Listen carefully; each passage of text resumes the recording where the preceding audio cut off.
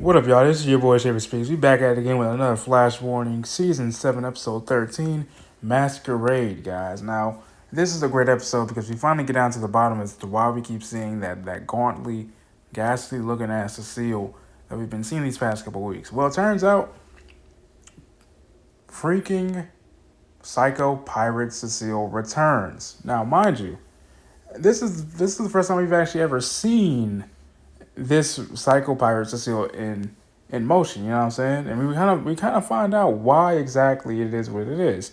Come to find out, guys, we learned a lot more about Cecile, obviously, because Cecile never actually healed from the death of her mother. The fact that her mother died alone while Cecile was actually interning at the DA's office in Houston.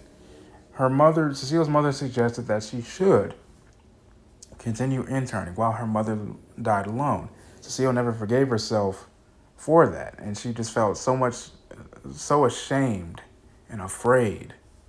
You know, she never really healed from that. And then come to find out, actually, it wasn't until the mask finally, initiated itself completely, because Barry got his ass kicked many a times. And that was mainly just due to Chester, because Chester is now the Cisco, quote-unquote, Star Labs. And that's a lot of pressure to live up to, Even he talked to Iris about that. Because and not to mention, we got a surprise guest star cameo from Sue Dibney herself.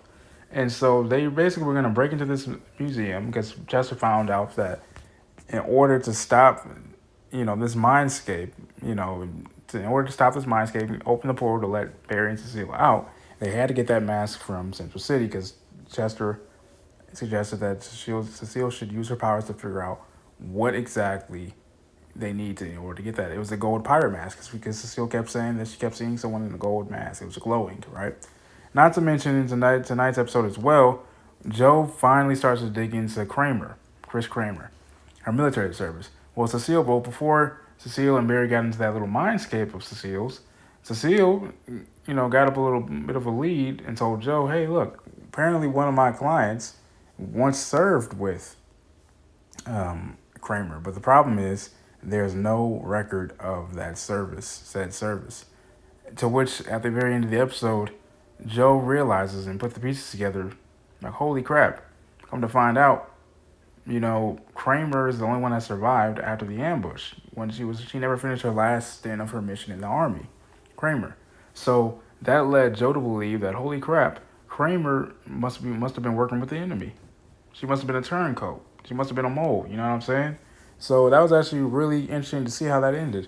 But it was also really heartwarming to see that, Cecile finally forgave herself for not, being there by her mother's side while she was dying and while she was interning in Houston for the DA. She was no longer afraid or ashamed of that. Not to mention we saw Iris duke it out with the pirate mask too. She was actually looking forward to going to the Thinker's chair. As a matter of fact,